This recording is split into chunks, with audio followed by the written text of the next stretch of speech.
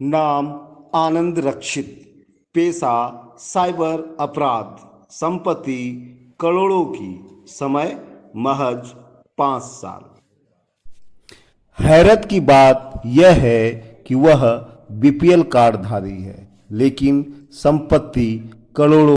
Table पर रखा नोटों का यह बंडल जिसे एसपी साहब निहार रहे हैं, यह किसी बड़े व्यवसायी की नहीं है, बल्कि उस शख्स की है जो नेट के जरिए, कॉल के जरिए अर्जित करने वाले आनंद रक्षित है।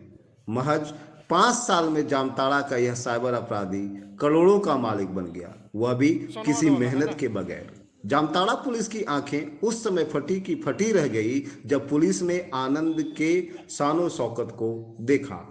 भले ही आनंद पुलिस गिरफ्त से फरार हो गया, लेकिन आज वह पूरे देश में चर्चित हो गया।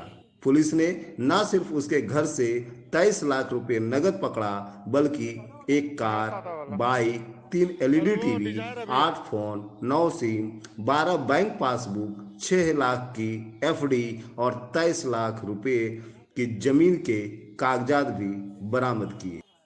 आनंद कोलकाता जेल में बंद था। वह एक दिन पूर्व ही जमानत पर छूटा था। पुलिस उसकी और संपत्ति का पता लगा रही है। जामताड़ा से शशि जोशी की रिपोर्ट। बिल्कुल करेंगे, क्योंकि कुल मिलाकर के अगर माना जाए तो लगभग 50 लाख से ऊपर का प्रॉपर्टी है।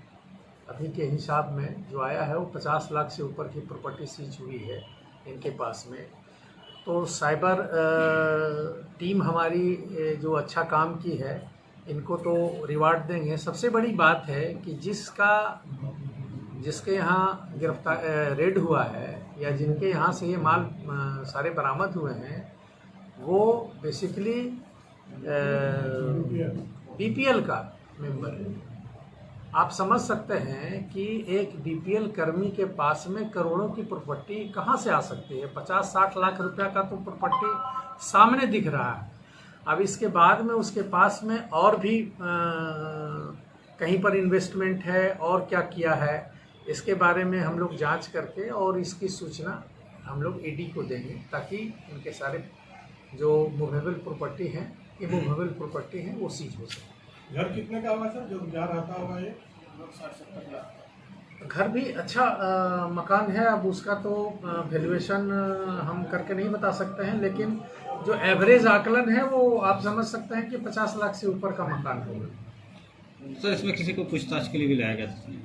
ये उनका ये जो है आनंद रक्षित नहीं मिला। घर में उसके पिताजी थे, उनके फादर को लाया गया था पूछताछ के लिए। तो उनको पूछताछ, चूँकि उसमें इनकी कोई संलिप्तता नहीं आ रही है, सीनियर सिटीजन और वो सीनियर सिटीजन भी हैं, तो पूछताछ करने के बाद में मतलब वो कहाँ रह सकता है, कहाँ जा सकता है, बाकी सारी डिटेल्स कुछ उन्होंने बताया है, उसके आधार पर हम लोग आगे का। बाद एक गांव है, वहाँ का आनंद रक्षित, जो पहले भी साइबर क्राइम में लिप्त रहा है, और अभी फ़िलहाल वो कोलकाता के साइबर क्राइम से बेल पर आया था, और फिर यहाँ पे क्राइम मतलब अपना टीम गठित करके और साइबर अपराध का काम अंजाम कर रहा है। ये एक इंफॉर्मेशन कलेक्शन हुआ, सीक्रेट इंफॉर्मेशन थाना प्रभारी साइबर को मिला, जिसके आधार पर उसके यहाँ रेड किया गया। रेड में वो तो अंधेरे का फ़ायदा उठा करके भागने में सफल हो गया, बट जब उसके पूरे घर को छाना गया तो उसके पास टोटल 8 मोबाइल, 9 सिम, 12 पासबुक, एक स्विफ्ट डिज़ायर कार, एक अपाची मोटरसाइकिल, एक स्कूटी, एक जनरेटर, एलईडी टीवी, जो ये सब रिसेंट परचेज किया हुआ था। उसमें एफडी का पेपर है, वो लगभग 6,84,000 माने लगभग 7 लाख का, और इन्होंने 23,65,000 रुपये का ज़मीन खरीदा है, उसका पेपर है, और 21,04,840 रुपया कैश।